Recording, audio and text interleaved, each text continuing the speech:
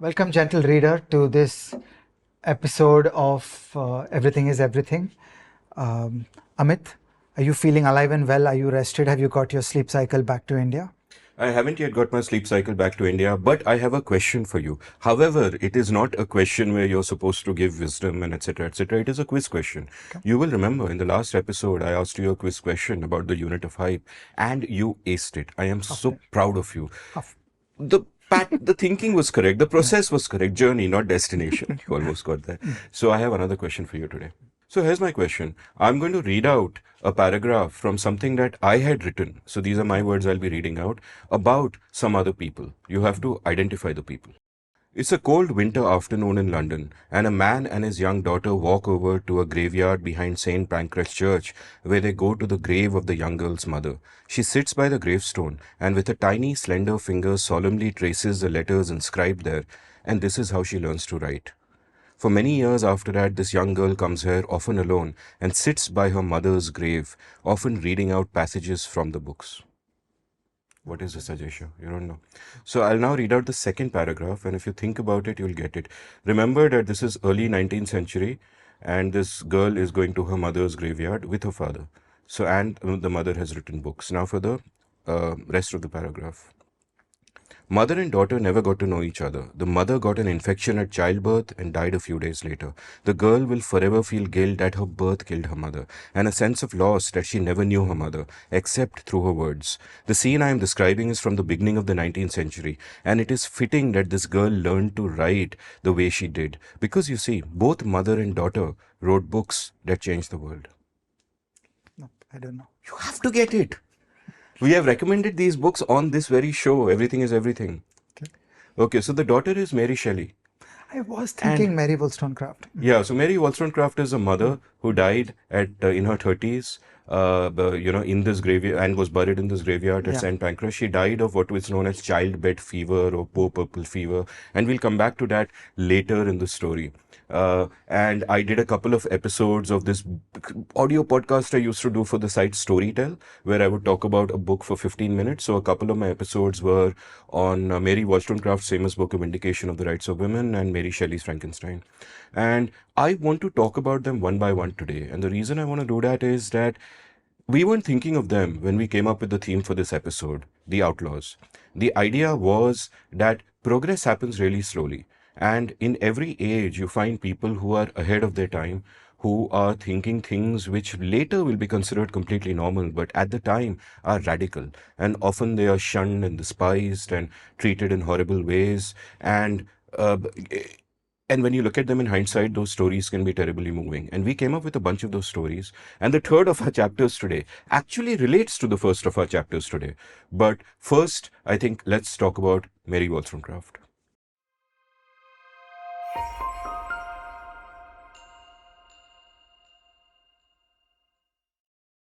April 27, 1759. See, I'm almost, we did those episodes which are stories that should be films, and these stories can be films. In fact, the first three stories can be, one interlocking web series.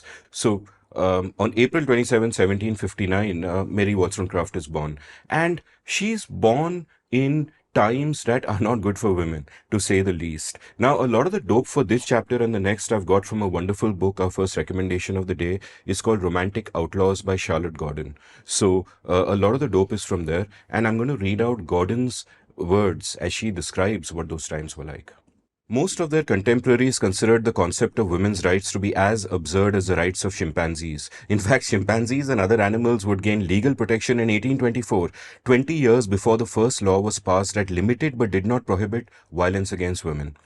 Experts preached that women were irrational and weak. Girls were taught to submit to their brothers, fathers, and husbands. Wives could not own property. Except in very rare circumstances, they could not initiate divorce. Children were the father's property. Not only was it legal for a husband to beat his wife, but men were encouraged to keep women in check, punishing any behavior they regarded as unruly. If a man failed in these duties, he was considered the subject of petticoat government, his manhood called into question. If a woman tried to escape from a cruel or violent husband, she was considered an outlaw, and her husband had the legal right to imprison her. And Wollstonecraft's life is pretty much lived along those lines. You got to remember that these are times before birth control. So there are many kids. She was one of 7 children. Her father was an alcoholic. He would rape and beat her mother all the time. Life was pretty brutish. But she got sort of an early rescue in the sense of an early mentor. Next door to her, there lived a gentleman named Reverend Henry Clare. And Reverend Henry Clare introduced her to the works of John Locke. Right now, John Locke, we consider him the father of liberalism, and he himself was considered an outlaw in his time. I think the University of Cambridge banned him in 1701, and he was long gone by this time. But his works were beginning to influence people as they made their way around. Now, remember, there's obviously no internet, but there isn't even a vibrant intellectual world per se with bookshops everywhere, casual reading. That is not there. You come across all of this sort of by accident, and Wollstonecraft discovers John Locke through Reverend Henry Clare.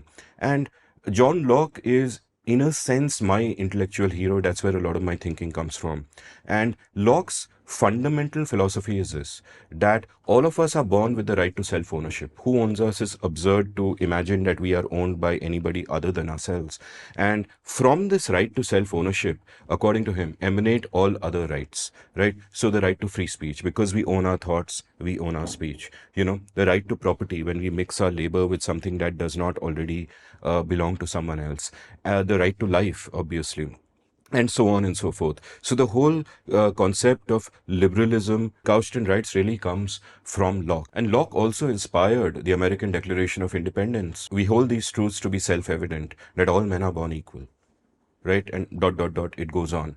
And Wollstonecraft makes a jump that she looks at this line and goes, what the fuck do you mean all men are born equal?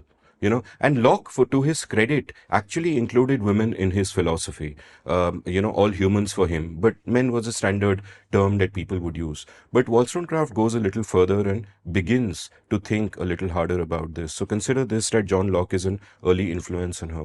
She's what today in colloquial language we'd call a little bindas in those days, and a free thinker. So, for example, one of her sisters has a baby. She's going through postpartum depression, and this is a hindsight sort of diagnosis, but is going through what appears to be postpartum depression, and she's very unhappy with her husband. And Wollstonecraft instigates her sister to leave her husband and live independently. And eventually her sister does, and then lives a miserable life and dies in penury. That's a different matter, but just to look at the action. And Wollstonecraft is also during this time engaging with a number of great liberal thinkers of the time, as might be found in London. So she's chilling out with Thomas Paine. She's chilling out with William Godwin, an atheist political philosopher. She later goes on to marry. And in 1790, she comes out with a book called A Vindication of the Rights of Women. No, Men. Okay. So the book is called A Vindication of the Rights of Men, and it is a response to Burke. Right, and it is a response to Burke because Burke writes one of those classic conservative tracts which is arguing for tradition and aristocracy and the dangers of radical change and warns against the French Revolution. And Wollstonecraft comes out against him to attack the aristocracy and talk an entirely different language. And she also praises the French Revolution as a good thing, whatever. On that, history proves her wrong. But her initial thoughts are, she's a free thinker at this time, and she gets attacked for it as well. And people remember Paine's response a little bit more. So that happens. And then in 1792, finally, she writes her great book, Vindication of the Rights of Women. And I want to quote some passages from there. So in the book, she writes, one cause of this barren blooming I attribute to a false system of education gathered from the books written on this subject by men who, considering females rather as women than human creatures, have been more anxious to make them alluring mistresses than rational wives. And the understanding of the sex has been so bubbled by this specious homage that the civilized women of the present century, with a few exceptions, are only anxious to inspire love, where they ought to cherish a nobler ambition and by their abilities and virtues exact respect. So the point she's making is that women are slaves of the male gaze. They have to behave in a particular way. They're circumscribed to certain roles, which are decided by men. Much, you would argue, perhaps like modern times, so long later. Later in the book, she also writes Would men but generously snap our chains and be content with rational fellowship instead of slavish obedience, they would find us more observant daughters, more affectionate sisters, more faithful wives, more reasonable mothers, in a word, better citizens. We should then love them with true affection because we should learn to respect ourselves. Stop quote. And it's kind of tragic that because she is making this case to people who read works of political philosophy, which are all men, she has to do it in those terms. So this is what we will be to you. Not that we will be autonomous and we will live fulfilling lives and we don't need you, but that we will be better lives if we are allowed to be rational. So that's a kind of tragic. But already you see where she's going, and there's another part of the book where she says, and this I think is pretty profound, where she sort of argues out what makes our species special. Our species is special because we are capable of reason, right? And our species is the only species to possess virtue, where the concept of virtue is there. And therefore, it stands to reason that the notion of virtue should come from the fact that we can reason. Right? And this is radical because at that time, the notion of virtue always comes from religion, it always comes from tradition, it always comes from convention. So by saying something that might, if you don't pay attention to it, sounds fairly anodyne today. But it is radical for the time because she is arguing against every construct of society, not just how men and women relate to each other, but also to religion and tradition. And in fact, her husband, William Godwin, was an atheist. And when her book comes out, Vindication of the Rights of Women, it is received very badly. It gets a scathing response because you got to remember that at this moment in time, she has no role models. She is basically the proto-feminist. There is no feminism. Women don't have rights. This is considered completely bizarre. There's a guy called Thomas Taylor, I think, who writes a response to her book called A Vindication for the Rights of Brutes, where he says that, listen, if women can have rights, why not animals? Let's give animals rights also, indicating the common conception that women, animals, same category. Much later, of course, Peter Singer would write animal liberation and animal rights is a thing today. But at that time, it was meant not to, argue for animals, but to argue against women. Horace Walpole, a famous thinker of the time, calls her a hyena in petticoats, right? And that is how she is kind of treated at the time. And her life isn't all salubrious. Like A Vindication of the Rights of Women comes out in 92. She's getting criticized all over the place. She has a lover. She has a kid with him outside of wedlock. I mean, just having sex with a lover before getting married is, a big radical act. She has a kid with him out of wedlock. Then she fights with him. He's unfaithful. She goes through all kinds of problems. And at one point, she goes to the Thames. She wants to sort of commit suicide, jump in the river and commit suicide. And it's raining. And I can imagine it. It's very cinematic. It's raining. And in that rain, she walks up and down, up and down, up and down for half an hour before jumping into the Thames. Why does she walk up and down for half an hour? Right. She walks up and down for half an hour so her clothes get heavy with the rain and she's more likely to sink in her own mind. So, and she writes a suicide letter, which is reproduced in a beautiful book, The Collected Letters of Mary Wollstonecraft, where, and it's a letter to her lover, and she's saying that I have chosen about how to die, and I'm choosing the Thames because no one who goes in there can come out alive. But a bystander sees her and rescues her, and eventually she hooks up with William Godwin, then known as a fairly prominent political philosopher, today considered kind of obscure, and in my opinion, I've read both their books. In my opinion, nowhere near the intellect that she was. But anyway, he's an atheist. He's pretty radical himself. He marries her. She has a baby, which turns out to be Mary Shelley, as we know, or Mary Godwin, as her maiden name was. And and she gets an infection immediately, childbed fever, which is basically, an infection because the doctor did not wash his hands, and we will come back to this later. And she dies after 11 days. So, so this is sort of the story of Mary Wollstonecraft. And today, a lot of her writing seems very tame by comparison. A modern feminist could read it and say, oh, she's not going far enough, or oh, she's pulling some punches. But, for the times, completely radical. For the times, and a tremendous pioneer, and died at the age of 38.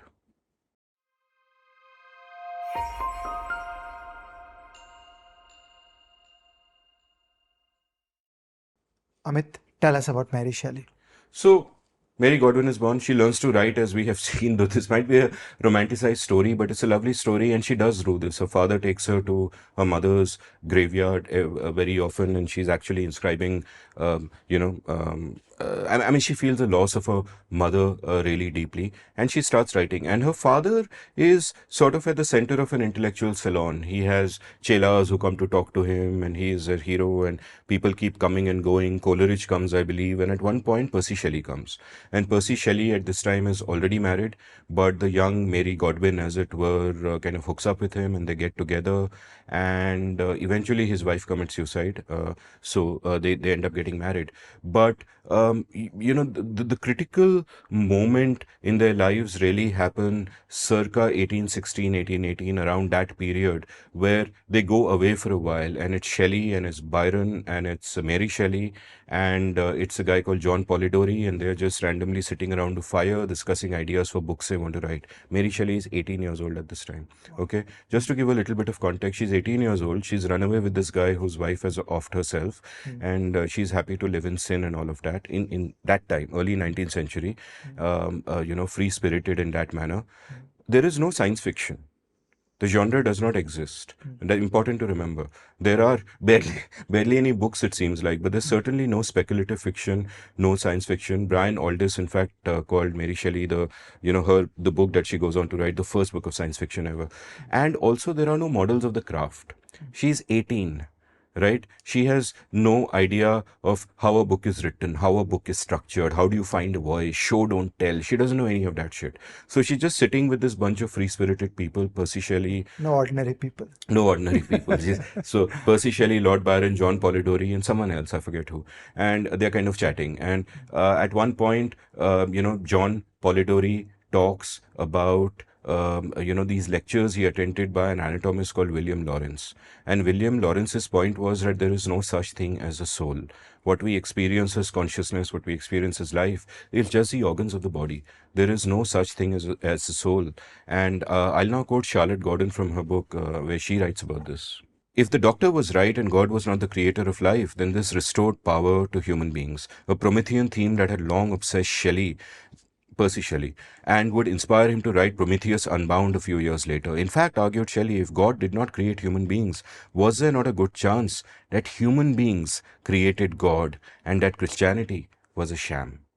And Mary Shelley, one of the early books that inspired her, and remember, she grew up with books all around her, which is the greatest privilege, as you and I know. And she grew up with books all around her, and one of the early influences was John Milton's Paradise Lost.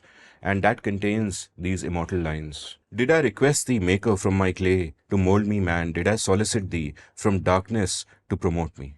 Right? And when you consider the coming together of all these influences, what Polidori tells her about the human body, the notion that maybe there is no God, the notion that perhaps we are, we can create things, we can be God, with that notion, you see Frankenstein coming to birth. Now, Frankenstein is a remarkable book because it is structurally very interesting. In those days, those are the days before free indirect and all those other kinds of, telling a story. The basic voice would be this omniscient narrator. And in her story, there's no omniscient narrator. There are three basically, the story is told from 3 points of view, 3 voices. One is a voice of a captain who goes out to ship and he's seeing what's around him. And he runs into this guy called Dr. Frankenstein. That's for the voice one. Voice two is Frankenstein's voice, who is telling him the whole story of what happened to him and his monster. And voice 3 is Frankenstein's monster talking to Frankenstein within that story. And having a conversation with him. So it's like a Chinese block structure. It's a unique structure. Now, if you look at the writing today, a lot of it may seem a little bit clumsy. She's doing a lot more tell than show, etc., etc. But you got to remember that this is pioneering shit. She's 18 years old. Nothing of this sort has been written before. And you will also recognize many cliches. And here is the thing. Do not judge her for those cliches because they started there. They weren't cliches there. They sort of originated with her work. Just as in terms of cinema, Fritz Lang's Metropolis is the origin of a lot of cinematic cliches. Yeah. So those cliches originated with her, So you look at the sources of many cliches as, a lot come from Shakespeare. Yeah. And all that glitters is not gold is from Hamlet. All that glisters is not gold. All that listeners. So yeah, but that is yeah. So a remarkable book for that reason, and it's tackling a really serious subject. Like I love science fiction because I almost feel bad that you have to treat it as some kind of subgenre. There is literature and there is science fiction for people with that taste. I think the biggest questions of modern times are actually tackled by science fiction. Our greatest writers are science fiction writers like Margaret Atwood, Ursula Le Guin, and so on and so forth. I think of, say, a film like, Blade Runner 2049, which I think is a magnificent meditation on the shaping of the self and the nature of memory. I think of Alex Garland's great film Ex Machina, which is, again, a meditation on a similar theme to Frankenstein, that if we create something, does that thing have rights if it has something that approaches consciousness? I mean, a classic AI ethics dilemma that comes up is if we create an AI that achieves artificial general intelligence, and then it says to us that, hey, I'm a being that is better than you in every way, especially the cognitive aspects, and all that distinguishes me and you is that you are mortal and you are organic and you will die and I won't. Why should I be your moral inferior? Why should you be my master? Right? It's a very interesting question that is a very live question today. And it is a live question in 1818, which is around when the book comes out, where, Shelley's, Frankenstein is kind of released and it's ignored by everyone. And the typical sexist reaction you will imagine, because no, not so many women authors. So the typical sexist reaction is, oh, her husband must have written it, right? And actually, it is now estimated that out of the 78,000 words, her husband Percy did a bit of editing and may have written about 4,000. And if you go through the book, I think you'll agree with me that they stand out. It's bad writing, and in fact, Shelley's novels himself are pretty bad. Didn't achieve anything close to what Mary Shelley did. So again, I think of her as a little bit of an outlaw, just in terms of doing shit that women don't do. Writing something sui generis. Like whenever we think of writing something, there are models. Every time you write an academic paper, there is a model. You know how it should be structured. You know what is a rigor that goes into it. Here is someone writing without a model for a genre that does not exist, and just coming up with a miraculous book.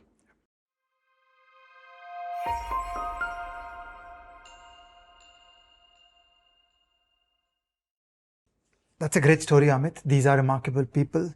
Our world is made of these people. Okay, if these people had not done the things that they did, what would our lives today be like? So it is so inspiring hearing them. But then this must be happening all the time.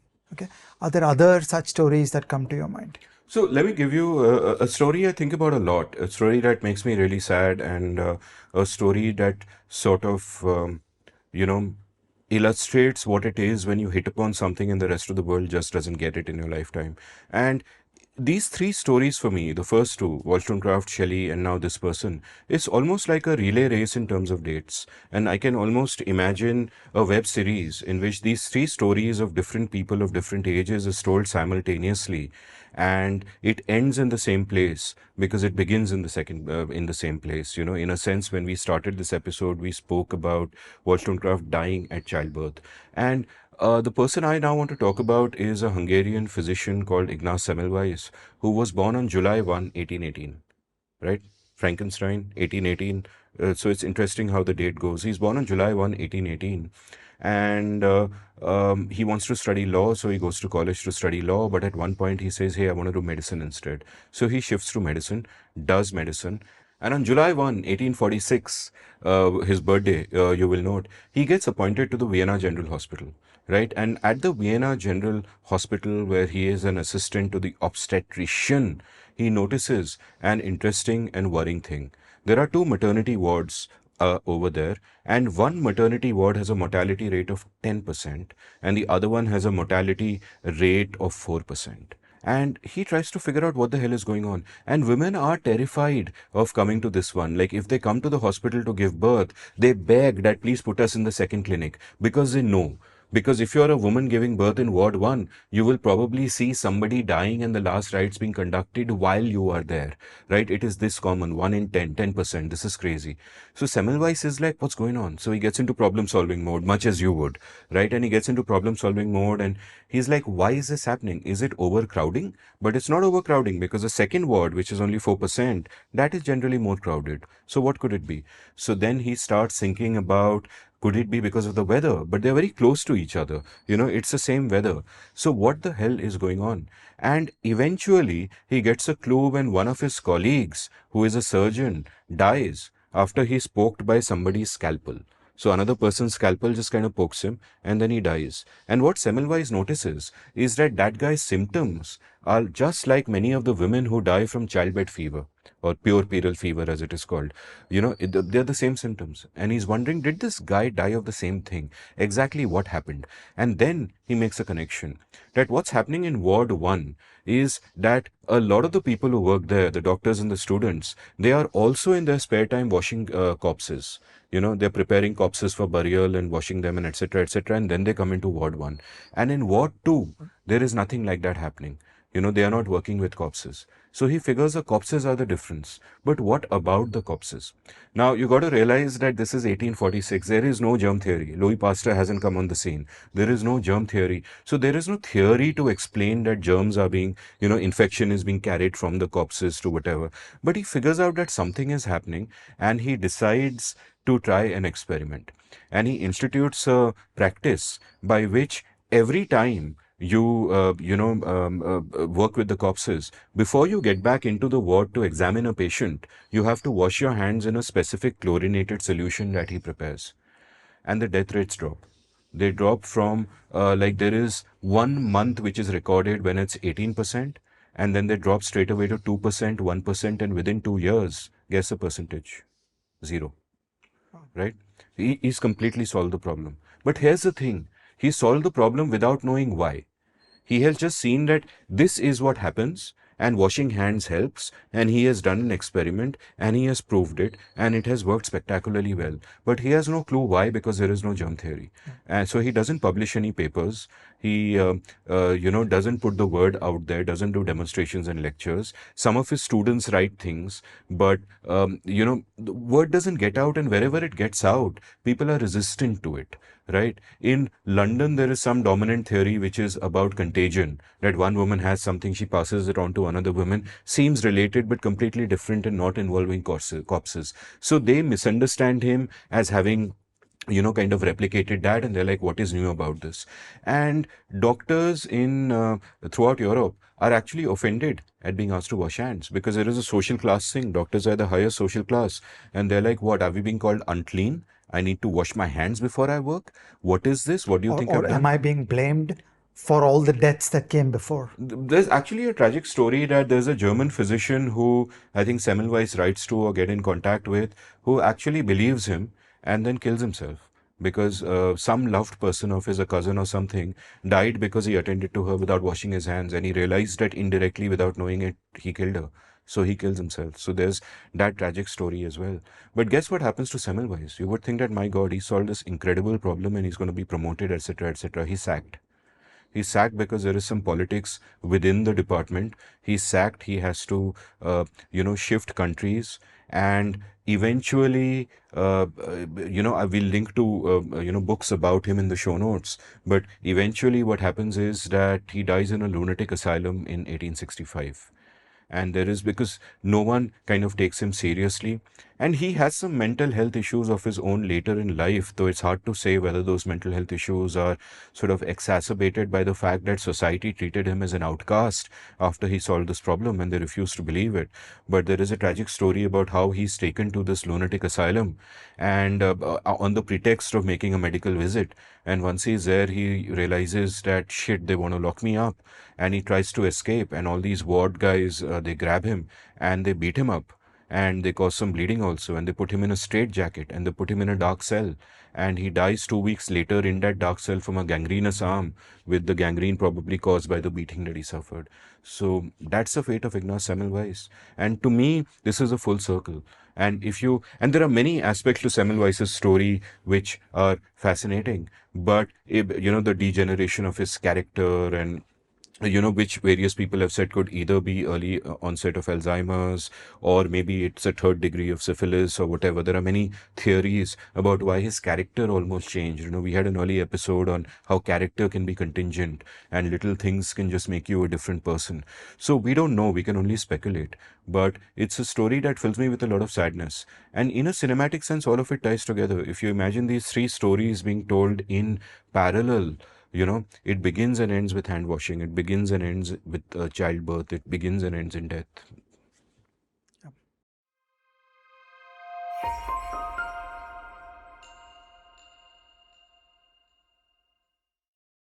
These are great stories, and it's very important for us to think more about these. And here are some things that come to my mind as I hear you. So a direct analogy about hand washing that I remembered is the story of scurvy. Okay, so as children we are taught that this is one of those iconic stories of vitamins, and sailors would go through horrendous pain and die of scurvy, and actually all that they needed to do was to carry preserved limes and suck on limes, and the problem is solved, because actually all you need is vitamin C. This is the story we're told as children. When you go examine the dates carefully, it's like decades went by between the discovery and its wider adoption, and this just seems baffling, that something is wrong in the world, that we are not able to see the idea and seize it and use it more widely and so on. Here are some people that have stories that are reminiscent of what you described. In the field of geology, there is, in a way, one of the great founding fathers of the field is Alfred Wegener. He was the first person who thought that maybe the continents move. Okay, now this is a kind of mind-blowing idea, that what you mean Africa is not frozen solid where it is and India has not permanently been attached to Tibet? It's like, what nonsense, what are you saying? And he got this idea, oddly enough, first by just staring at a map. And try this, gentle reader. Stare at a map and look at the coastline of South America and the coastline of Africa. And you kind of think, these fit. That there is something that is roughly similar to these. It's the level of the sea that's different. But they are actually broken off from the same piece in deep history. This is how he first got the idea. And he was just looking at the map. Just imagine how many people would have looked at that same map. And he had the idea that the shape of the eastern coast of South America and the west coast of Africa, they kind of fit like a jigsaw puzzle. Then he said, okay, what if they were actually together once and they split apart? What testable propositions could we come up with? The first thing he went into was the fossil record. That what if you dig in the ground in South America and dig in the ground in Africa, and what if you find the same creatures? Wow. Okay, and lo and behold, he did. Then he brought the tools of geology, that what if the formations of rocks on this side and the formations of rocks on this side are the same, and lo and behold, he did. Then he tried to apply this at other places in the world, and he found similar correspondences. And then he started dreaming that about 260 million years ago, we were all one. There was one supercontinent, it was called Pangaea or something, and for some reasons it split and the continent started drifting. Okay, and I have all the statistical evidence. And his contemporaries said, but what's the mechanism? Okay, so it's like exactly the same thing that was said about hand washing. What's the mechanism?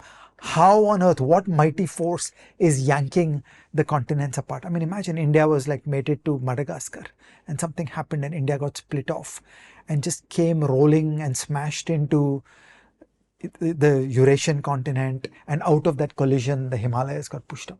What madness. It's like truth is stranger than fiction. And people were just not willing to accept his ideas, and it took many decades, and then the evidence just piled up and piled up and piled up, and then people started accepting this broad idea of plate tectonics. Wegener had called it continental drift, which is formally true.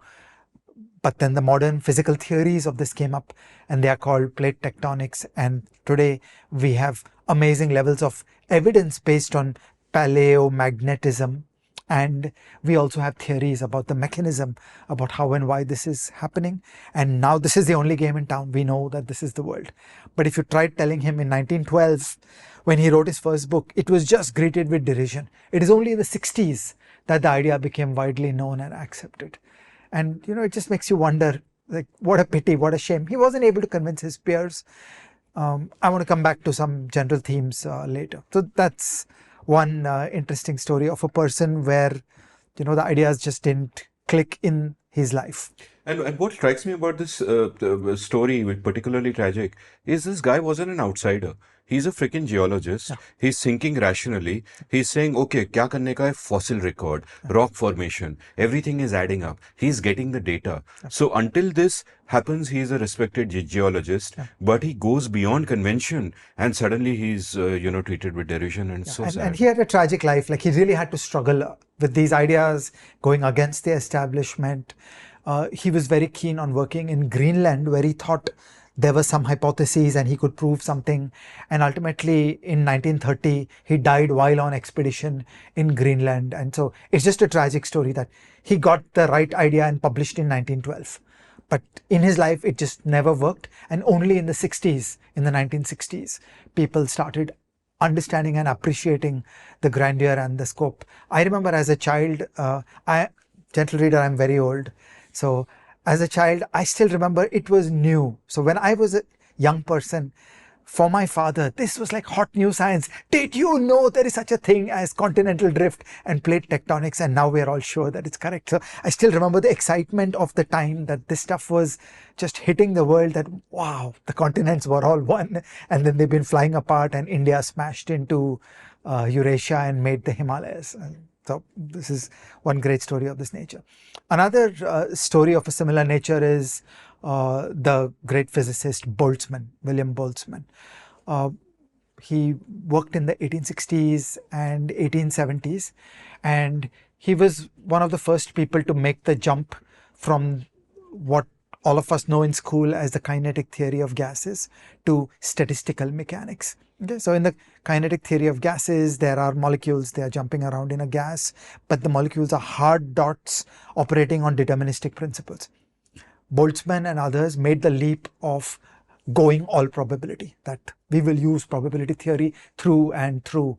And they had this whole concept that the macroscopic measurement of a system is intermediated with the microscopic state through the laws of probability. So they just brought probability full on in understanding temperature, in understanding entropy, and they were able to give insights into a whole bunch of complex materials like liquids and solids in a way that the kinetic theory of gases was not able to. But there was just a minor little roadblock, that in the late 19th century, you never had the microscopes that were good enough to see atoms and molecules. So there was just this fundamental stumbling block, that you're hypothesizing all these things, but have you ever seen one? Like, nobody had ever seen an atom. And so what are you going to do in terms of this theorizing? Once again, there was a sophisticated and abstract theory that created good predictions about the world, but there were pieces of the story that were missing, and many people were just skeptical and unwilling to accept it. And as happens with all these characters, life is always a complex psychosocial battle where there are jobs, there are careers, there is an establishment, and we are all human, that it is difficult. It is just intrinsically difficult for us to be mavericks, for us to be away from the pack. The easiest warm comfort is to go with the flow, to be a conventional person, to listen to 20 people and average them and believe what 20 people have said to you. To actually be a free thinker, to imagine from scratch, is a very lonely and challenging quest. And so Boltzmann had a terrible time. He didn't get jobs. He got thrown out of his home university in Vienna. And he finally ended up committing suicide in 1906. And it just is so unlucky that this was a couple of years before all his stuff worked out, and suddenly the whole world was ready to say that Boltzmann was right. He just missed it by a few years. And gentle reader, I've previously recommended the book and the BBC TV serial The Ascent of Man by Jacob Bronowski. All this is from there. As a child, I saw these. So, contemporary stories that come to mind, but first, actually, an older story from the 19th century itself, which I plan to make into a chapter for this. But, there were enough stories to tell of John Snow and W.C. Purnell, who Yeah. separately made investigations into cholera, Yeah. where in the mid 19th century, John Snow figured out that it is caused by water, and he figured it out in London, and there was tremendous resistance to the point that it took decades, especially in India, for the findings to be accepted. And W.C. Purnell, I think near the end of the 19th century, actually made water maps, and it's very interesting. He made a cholera map of a village where he showed that most of the people who died were of a higher caste. And the reason behind this was that they had a well which had contaminated water, and the lower castes were not allowed to go there. So the only person from a lower caste who got cholera was a washerman who washed their clothes. So, again, the link and these links were just not accepted. This story is fascinatingly told in a wonderful book by Chinmay Tumbe called Age of Pandemics. I've had an episode with him discussing this. That's a great story. Another great story is of Catalin Carrico, who I think is a hero of yours, certainly someone I admire greatly and who saved the freaking planet in a sense. And the thing about Kariko is that when she started doing her research on mRNA, it was treated as a joke. It was treated as, something that is on the fringes. At one point, she famously said that every night I was working, grant, grant, grant. And every time the reply came back, no, no, no. Right, words of great frustration. She applied for a faculty position at the University of Pennsylvania, and she was told that she was not of faculty quality. Right, so completely sort of ignored through this entire period, and it took years and years and years till finally the moment met the woman, as it were, and mRNA vaccines, miracle, and finally vindicated. But you think of, I think of these people, and these are heroic and tragic stories, but there's a survivor bias here. We remember these people because these people are the ones who made it out, who got, eventually validated, even if after their deaths, even if someone died in a lunatic asylum, someone killed himself, someone died in childbirth, lives full of pain and sorrow, and just a frustration where you are right, but no one's willing to kind of accept it. But, I think 1 in a million make it that way. So let's think. Okay, let's come back to more abstract themes at the end. I want to tell one more story of a pair of people, and then let's think about the world in a more abstract way, abstracting from people. This is a story of Mendel and Darwin, okay, the two great figures that made modern biology. If biology has to be more than stamp collecting, then it is the child of Mendel and Darwin, where we finally got theory into biology. So Mendel was an obscure monk living in some church in Austria, and he started thinking about the question of inheritance. So every plant breeder, animal breeder has instinctively known about inheritance, that when you cross two animals or you cross two plants, you get certain predictable and certain unpredictable outcomes. Mendel was the first person to try to systematize this into laws, and he was lucky. He chose a relatively simple plant, the pea plant, and he was able to derive the Mendelian laws of genetics, and it was an absolute breakthrough. It was one of the most important moments in the history of science. He published it quietly. Okay, for every researcher in this room, you'll be amused to know that in those days printing was expensive. So the print run for his paper was 40. He purchased 40 copies from the printer because that's all he could afford, and he tried to send this to a few people. Okay, just the physicality of printing a paper and getting copies out was a huge constraint in those days, and some people kind of got it, that yeah, it's cute, but we knew, we've always done plant breeding. They didn't actually understand the magnificence of Mendelian genetics. Okay, and now just park this for a moment, and then I want to turn to Charles Darwin. Okay, so all of us know the rough outline of the story. I think 1836, Darwin was the scientist on top of a ship called the Beagle, and the Beagle was on a global voyage. Like, my God, what a time of discovery it was, where you got on a ship and went out and gathered specimens and studied the world. Like, what better life could there be? And Darwin traveled the whole world on that ship and gathered specimens and thought and thought and thought.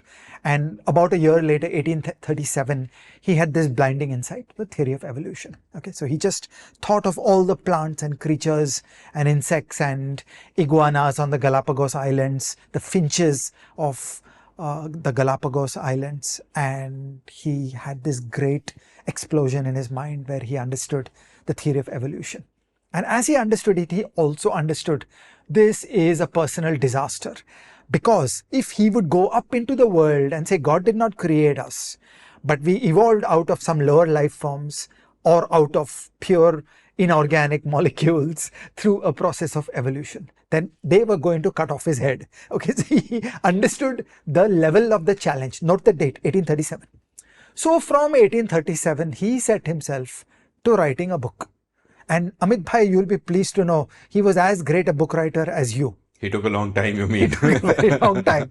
He just plodded and plodded and plodded, and he didn't even have a word processor. Okay, he was just writing with pieces of paper. He just was endlessly polishing the argument, because he knew that you can't do this lightly, that this is so big that it will change the whole world and everybody will hate it. Are we descendants of monkeys? It's like, what are you saying to human beings?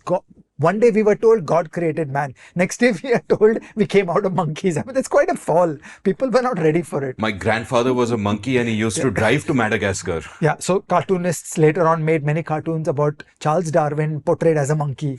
Okay, it was just, he had a face for that. So he was terrified, and he just sat day and night and perfected his book, The Origin of Species. Year after year after year, he kept revising. And it just kept on going. Revision, revision, revision. There is a problem in that theory. Where's the mechanism? It's like, how, where does evolution happen? Darwin was thinking in a more macro way. That look, when you put selection pressure on the finch, the beak of the finch changes. People would say, how, where? Show me where it's written. Show me where is the code of the finch written. Last mile problem. Darwin did not have the explanation. So this is a recurrent theme we'll see again and again. And then Darwin had a little disaster. There was a young man named Alfred North Wallace. He was out in the jungles of Indonesia where he contracted malaria. And he had a fever. He was in delirious fever at some 106 or 108 Fahrenheit. Okay, so you can imagine how bad that will be. But gentle reader, please hope that your creative energies are fueled by malaria, because in that high fever, something happened in the mind of Wallace, and suddenly he saw the truth, and the truth was evolution. Okay, so he cracked evolutionary theory by himself from scratch, aided by a little malaria. Okay, so just Amit Bhai, you may consider getting a little malaria to assist your project. Boss. Unlike Darwin, Wallace was a tough, risk-taking, adventurous guy. He had a bias for action. He had a bias for action. He came back home and said, guys, I've understood the world. So he went to the Royal Society and he said, I'm ready to present. And you know what? I have this great thing called the theory of evolution where I've solved all questions of biology.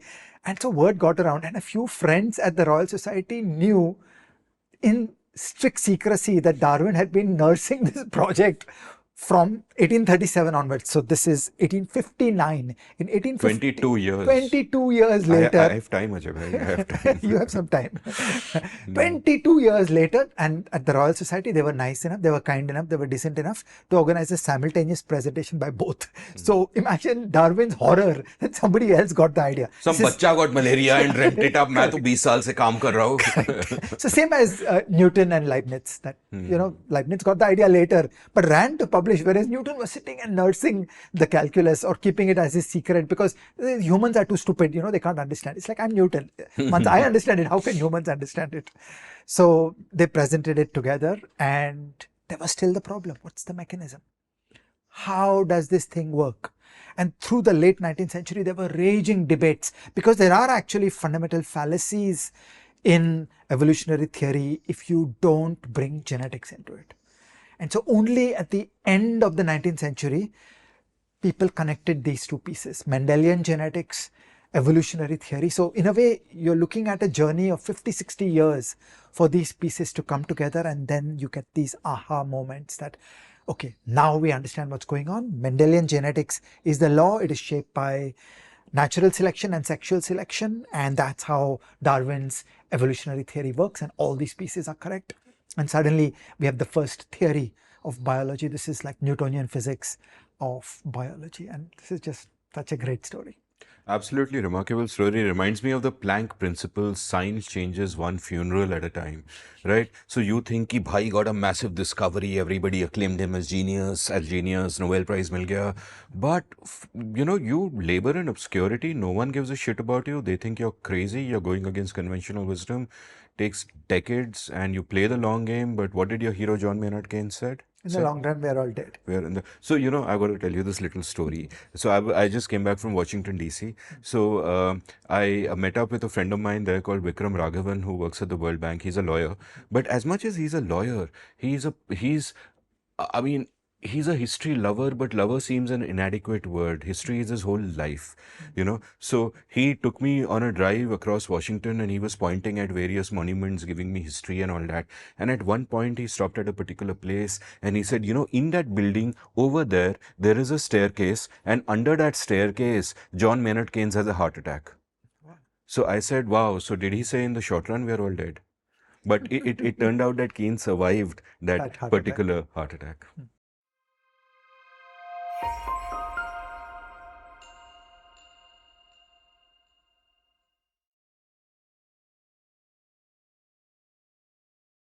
So, I want to, begin this chapter with a recommendation. And this is actually a recommendation that I think came up in the very first episode of Everything is Everything.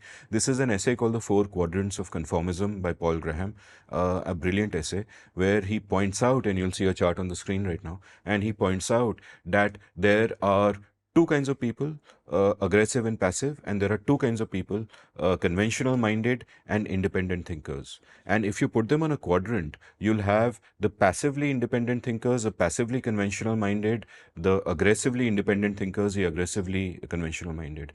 Now, conventional minded people are really common, passive people are really common. So what you tend to have is a most common category is passively conventional minded, and the second most common category is aggressively conventional minded, and the least common category is the aggressively independent minded. You could say Wallace was aggressively independent minded, Darwin was passively independent minded till he had to join Wallace at that presentation. And Graham's point, and I agree entirely with him, this is such a great frame, is that the greatest danger to progress is from the aggressively conventional minded, right? And this leads you to wonder that it is okay to be conventional minded, right? That comes from, in a sense, cognitive laziness, but you could also call it rationality. That how much time do we have to keep understanding the complex world? So you get a particular frame of the world, which is a conventional frame, and once it fits, that is your frame. So I can understand being conventional minded. Why aggressively conventional minded? That flummoxes me. Just be open to change or be indifferent, be passive, that's okay. But you will find that aggressively conventional minded people are all around us. This shows, for example, in the tribal environment of Twitter, where you have ideological tribes on the right and the left, and you cannot question their particular dogmas. I won't get into examples here, but the aggressively conventional minded who are in that situation also virtue signaling to their tribe, trying to raise their status within their tribe, will come after you hard. But even apart from the tribal context, aggressively conventional minded really double down hard. I've had this happen to me, for example, when I wrote my column about how, population is a good thing, not a bad thing. And I had people just reflexively get mad at me, angry at me, and attack me. And why? Because you're taught in school that population is our problem. And when I make a reasoned argument, instead of talking about the argument, gali dene lage. And I try to figure out why the visceral anger, where does it come from? And, that they will sort of internalize a way of looking at the world and tie it to their self. So if you attack any part of that package of beliefs they have adopted, you are attacking them and they will react in that manner. And it's extremely dangerous, and it's extremely dangerous today because aggressively conventional minded behavior can get amplified by social media. People get cancelled, people get ostracized, people become outcasts on a much faster time scale than what happened to Semmelweis and so on. So it's something that I think about. And the second essay that I want to recommend is called Who's Got the Guts to Go to the Moon by Adam Mastroianni. It came out recently. I linked it on Twitter. I think I sent it to you as well. I love the essay where he talks about how most research today is like super safe. Nobody does great moonshot things. Nobody does wild things. This is actually why, what Tyler Cowen does with Emergent Ventures, and Shruti runs the India branch of Emergent Ventures, what they do, funding mad ideas from people who are not credentialed in any way. I think it's just so wonderful. But leave that aside. We'll link to their page. But that's why I think it's so important. And his point is that nobody goes on, looking for moonshots anymore. Nobody is going to think of continental drifts, an analog of that idea in modern times, because they'll just be laughed at and ridiculed at scale, right? In his time, Wegener's fellow professionals may have treated him with disdain. Today, the whole world will. And that is such a disincentive. And in his great essay, Mastroianni writes, this is how it works. Step 1, a weirdo outsider proposes some new idea. Step 2, experts and authorities ignore or suppress it because it seems stupid. This can go on for a long time. Step 3, eventually the new idea wins out because it's better.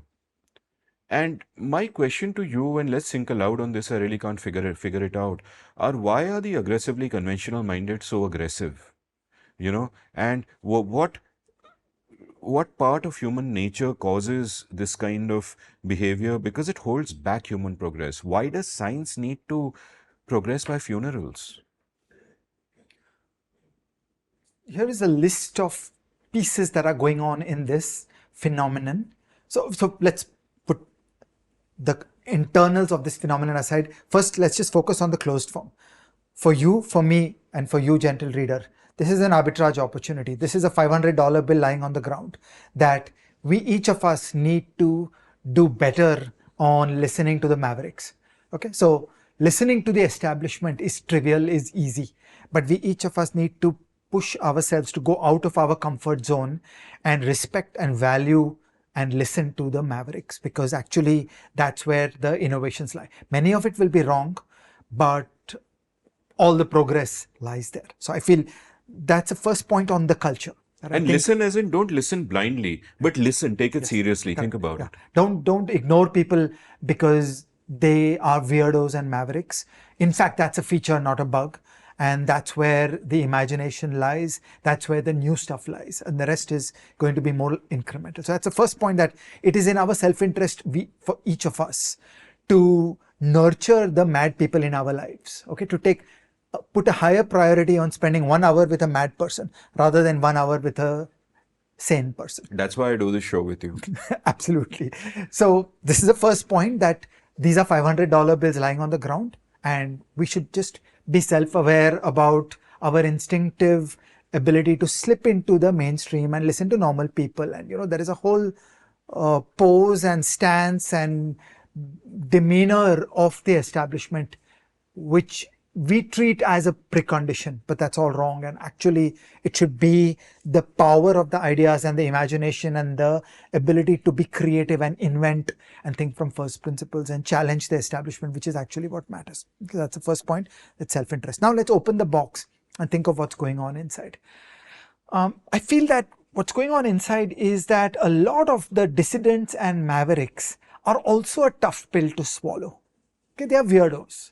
It just is. Okay, there is a connection probably that for you to be the level of imagination and dreaming of a Boltzmann, you're probably not a very well-adjusted, socialized person. If you had been a well-socialized person, then you would have been vulnerable to more social programming and you would have accepted the messages of all your elders. So there is probably a causal connection there, that the very act of imagination, the very act of creativity is probably grounded in being a bit of a weirdo, in not having those same social skills, and in coming across as an oddball person. So there is a great barrier to their acceptance in society. Okay, so there are many oddballs and weirdos in the world, and I don't want to imply that all of them are cool, wonderful, imaginative thinkers.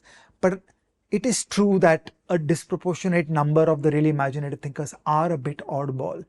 And then that creates a conflict, because the structures of human society are always created in a very quiet, tame, conventional way. So think of all the hoops that you have to jump. Think of all the hurdles that you have to cross.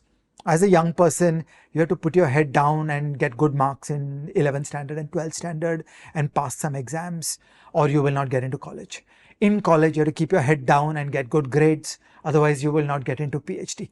In PhD, you have to keep your head down and be in a lab and do some boring 3 papers, otherwise you will not graduate with a PhD. And by that time, you have to play the game. You have to walk and talk and dress in a certain way, otherwise you will not get an academic job. Then you have to keep your head down and get a bunch of research papers published and get a bunch of grants. Otherwise, you will not get tenure. And how do you get papers published? How do you get grants? By being one of the boys, by playing the game, by doing simple, boring, unconventional stuff, which will not challenge the establishment, which will not rock any boat. So there's a selection bias that the people who flourish in the traditional institutional infrastructure of the intellectual world are just, selected and filtered for a certain lack of creativity and a lack of imagination. This is essentially the same story we told in our Knowledge Society episode, that there's something fundamentally broken about the world.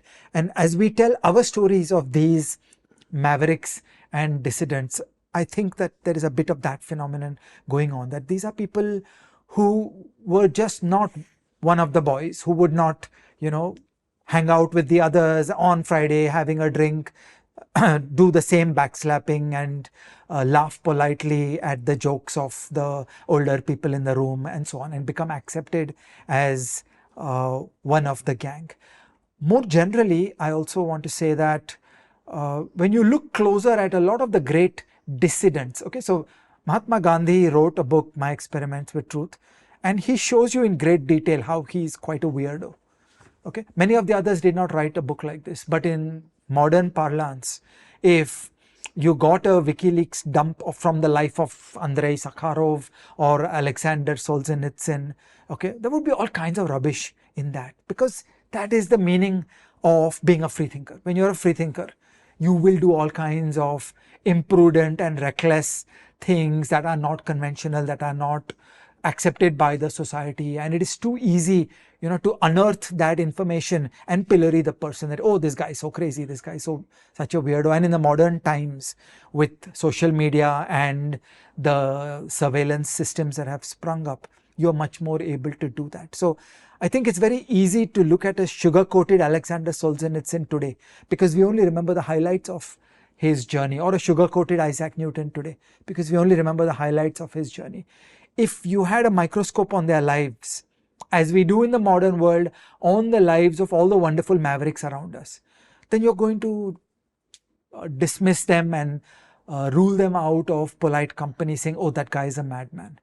And I feel these are very dangerous things, that it's art and artist kind of problem, where the best people are going to be free thinkers. The best people will do reckless things. The best people will be seen as crazy by other people. And by shutting off this kind of character from the mainstream, I think we in human society have damaged the creative process. We have damaged the innovation process. And I think this is an important set of insights into understanding how the resourcing of the world of knowledge has gone up by millions of times. But in many ways, the progress around us is not so great. In our Knowledge Society episode, I talked about 5 personality traits, and one of them is conscientiousness. And it seems to me that that's the only one being selected for. That what we are telling young people is keep your head down and obey, obey, obey, obey, and you'll get all the way up to your job in the university and 5 journal pubs, and you will be a man of the system. But you will not actually be a creative thinker, and we're systematically winnowing away the creative people, the mavericks, the free thinkers, the people with the nerve to challenge the establishment. And so then you get a stable establishment. There are jobs, there are organizations, there is funding, everything is a happy, settled whole, and you get all these lofty institutional credentials. There are big names, there is IIT, there is MIT, all these big names, the names of journals. This is how you run the ship every day. You had actually spoken about this at length in our education episode as well, not just in the Knowledge Society episode. And here's the thing, You and I admire these people, and I think, gentle reader, you would also admire these people after these great stories we've told. But we have to ask ourselves, and I do ask myself, that does this admiration come in hindsight? That now that we know they are successful, we are admiring them. But are we open enough to the oddballs? Like in Graham's essay, he tells a story of the Princeton professor Robert George, who asked his history students that imagine you're a white person living in the deep South before abolition.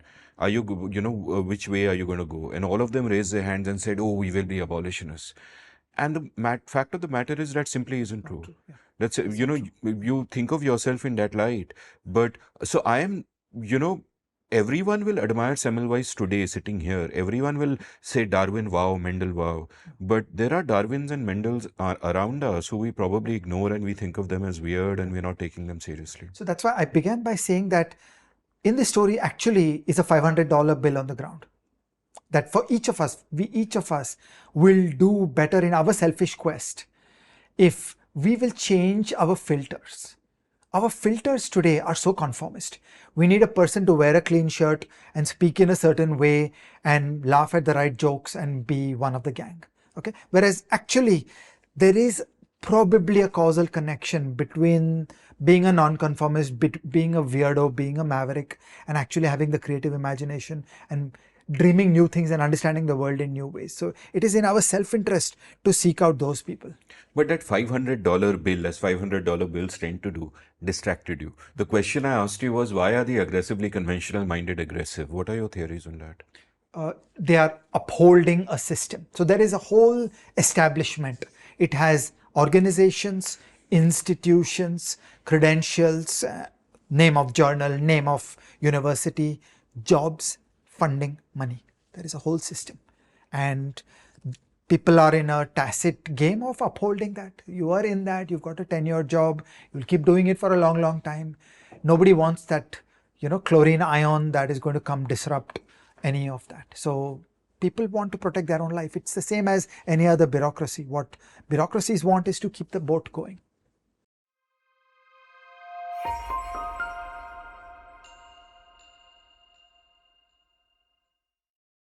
So Ajay, it's time for recommendations. I've given a ton of recommendations, so I won't give any more over here. But as I turn to you, let me warn you that please give a conventional recommendation, because last time you said something about go to Huntsville, Arizona. So don't send me anywhere now. What's your recommendation? I said you may consider visiting Huntsville, Alabama. You definitely should read about Huntsville, Alabama.